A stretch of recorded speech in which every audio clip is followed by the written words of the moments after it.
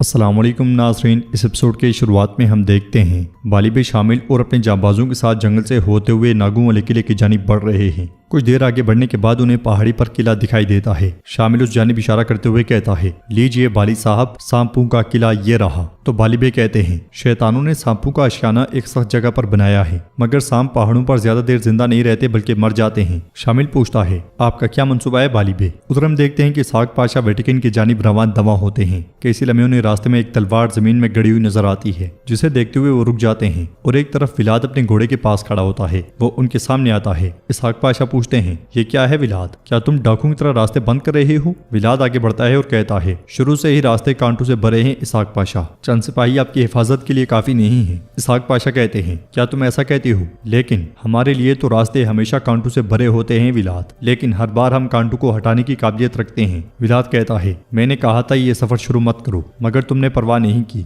जो कुछ भी आगे होगा उसके जिम्मेदार तुम होगे। ये कहते साथ ही विलाद चिल्लाते हुए कहता है, वालाचिया के सिपाहियों। यह सुनते साथ ही उसके सिपाही निकलते हैं और इसहाक पाशा पे तीर तान लेते हैं। इसहाक पाशा हैरानगी से कहते हैं, विलाद ये क्या है? क्या तुम जानते भी हो कि क्या कर रहे हो? यह सुनते साथ ही विलाद तलवार जमीन से निकाल लेता है और गुस्से में इसहाक पाशा को देखता ही चला जाता है। सांपू के किले में द्रावेन युर्गो के साथ आगे बढ़ रहा है। युर्गो उससे कहता है, तुर्क जल्द त्राबजोन पहुंच जाएंगे और इसलिए तुम्हारे सुरमाओं को हर वक्त तैयार रहना चाहिए द्रावेन। द्रावेन कहता है, हमारी फिक्र मत करो युर्गो, बस अमानतें तैयार करो। इसलिए में सिपाही आता है तो युर्गो उससे पूछता है, ओह तुम यहाँ हो, क्या तुमने बरनबास की इंजील पढ़ ली? हम देखते हैं कि बालिबे और उनके जांबाज मोहतात अंदाज में किले की जानिब पेशकदमी जारी रखे होते हैं। सख्त चट्टानों से होते हुए वो आगे बढ़ते ही चले जाते हैं। उन्होंने जरूरी सामान भी उठाया होता है। चढ़ते चढ़ते एक सिपाही फिसलता है तो बाकी उसका हाथ थाम लेते हैं और उसे खींचते हैं। दो अकंजी अपना बेस बदले बारूद घोड़ा गाड़ी में रखे किले के दरवाजे की जानिब बढ़ रहे होते हैं। घोड़ा गाड़ी आती हुई देखकर द्रावेन युर्गो से पूछता है, ये गाड़ी आ रही है, क्या किसी ने बुलाया था?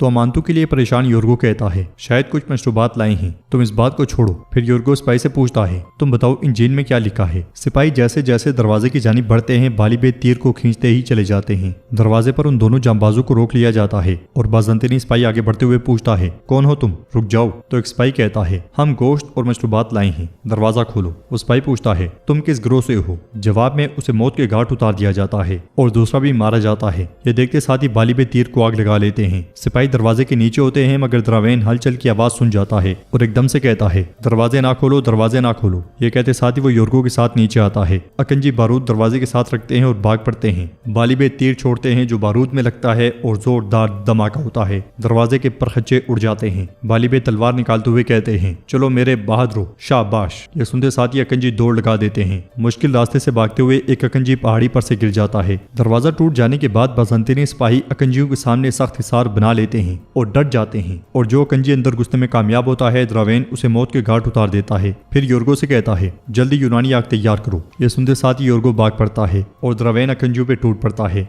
फिर अपने सिपाहियों से कहता है, वो दीवारों से भी आएंगे, जल्दी करो, दीवारों को महफूज बनाओ, दरवाजे से भी कोई दाखिल नहीं होगा। यह सुनते साथ ही उसके सिपाहियों की दौड़े लग जाती हैं। बाहर से कंजे सिपाही दीवारों तक सीढ़ी पहुंचाने में कामयाब हो जाते हैं, मगर ऊपर चढ़ते हुए वो तीरों का निशाना बनते हैं और बनते ही चले जाते हैं। दरवाजे पर बालिबे अपने सिपाहियों के साथ हिसार तोड़ने की भरपूर कोशिश करते हैं। शदीद मुजाहमत जारी होती है। जंगल में विलाद तलवार म्यान में डालते हुए इसहाक पाशा से कहता है, एहतियात जाने बचाती है इसहाक पाशा, तदबीर जिंदा रखती है। आप उस्मानी सरजमीन पर ही जान में फंस गए हैं। गैर मुल्की जमीनों में एक गिरोह के साथ आपको बहुत सी मुश्किलात पेश आएंगी। तो इसहाक पाशा कहते हैं, क्या ये तुम उस्मानी रियासत के पाशा से कह रहे हो? विलाद कहता है, खूनख्वार रियासत के खास आदमियों का खून ज्यादा पसंद करते हैं, इसलिए मेरे आदमी आपके साथ जाएंगे। इसहाक पाशा आवाज लगाते हैं तो उनके सिपाही एकदम से निकलते हैं और विलाद के सिपाहियों पे हावी हो जाते हैं। ये देख के इसहाक पाशा विलाद से कहते हैं, देखो विलाद अफंदी, तुम जब तौकात के कैदखाने में आंसू बहा रहे थे, मैं तुम्हारे बाबा को वलाचिया के तख्त पर बिठा रहा था। क्या तुमने सोचा कि मैं आसान शिकार हूँ जिसे तुम शिकार कर सको? लेकिन मैं तुम्हारे आदमियों को अपने साथ लेकर जाऊंगा। मैं इन्हें ले जाऊंगा ताकि वो जंगजू बनने से पहले तरबियत पा लें। विलाद कहता है, मैं ये एहसान कभी नहीं भूलूंगा। जिंदाबाद इसहाक पाशा। ये कहते साथ ही वो रास्ते से हट जाता है और इसहाक पाशा अपनी मंजिल की जानिब रवाना हो जाते हैं। उधर विलाद के कमांडरों के साथ मौजूद आगा ज़ैनुल आगा से कहता है, मेरे आगा, हमने इसका कान काट दिया क्योंकि ये हमारी बात नहीं सुन रहा था। हमने इसकी जबान काट दी क्योंकि ये बोल नहीं रहा था। अब बताएं इस दूसरे का क्या करना है? तो ज़ैनुल कहता है, तुम ठीक कहते हो इदरीस, मगर ये वाला शुरू करेगा कि کہ میں نے کچھ نہیں دیکھا۔ ادریس کہتا ہے آغا پھر اس کی بھی آنکھیں نکال دیتے ہیں تو زینل کہتا ہے ارے نہیں، ہم پہلے اس سے پوچھیں گے، ہم اسے پوچھے بغیر سزا نہیں دے سکتے، یہ ہمارے شان شان نہیں ہے۔ یہ کہتے ساتھ ہی زینل اس کا منہ کھول دیتا ہے اور کہتا ہے بتاؤ، مگر وہ کہتا ہے میں بات نہیں کر سکتا، ولاد مجھے سولی پہ چڑھا دے گا۔ زینل کہتا ہے ہاتھ کھول دو اس کے۔ ادریس اس کے ہاتھ کھول دیتا ہے اور زینل کہتا ہے شاید اسے ہمیں کچھ بتانا ہے۔ یہ کہتے ساتھ ہی زینل اسے پانی دیتا ہے اور کہتا ہے اگر تم بولو تو ولاد تمہیں چھو بھی نہیں سکتا، لیکن اگر تم خاموش رہے تو تم ہم سے بھیک مانگو گے کہ تمہیں سولی پہ چڑھا دیا جائے۔ آخرکار وہ کمانڈر بول پڑتا ہے ہم نے اس رات ولاد کو نہیں دیکھا، اس نے ہم سے جھوٹی گواہی دینے کو کہا، ہم نے بس وہی کیا جو اس نے حکم دیا تھا۔ زینل اسے کہتا ہے اب ڈرو نہیں میرے بہادر، تمہیں کوئی نقصان نہیں پہنچا سکتا، اب اپنا پانی پی لو۔ یہ کہتے ساتھ ہی زینل آگے بڑھتا ہے تو ادریس اس کے پاس آ کر کہتا ہے دوغان آغا کو اطلاع دیتے ہیں، مگر زینل کہتا ہے نہیں، میں خود جا کر سلطان کو بتاؤں گا، تم اسے یہیں رہنے دو، اگر ہم اسے یہاں سے لے کر گئے تو اسے محفوظ نہیں بنا پائیں گے، کون دوست ہے کون دشمن ہم نہیں جانتے، میں اپنے سلطان کے حضور جا کر بتاؤں گا کہ کیا ہوا ہے، ضرورت پڑی تو سلطان خود آئیں گے۔ پھر دوغان آغا اپنے بھائی کو دیکھے گا، وہ دیکھے گا کہ اس کا بھائی اس مشکل کام میں کامیاب ہوا۔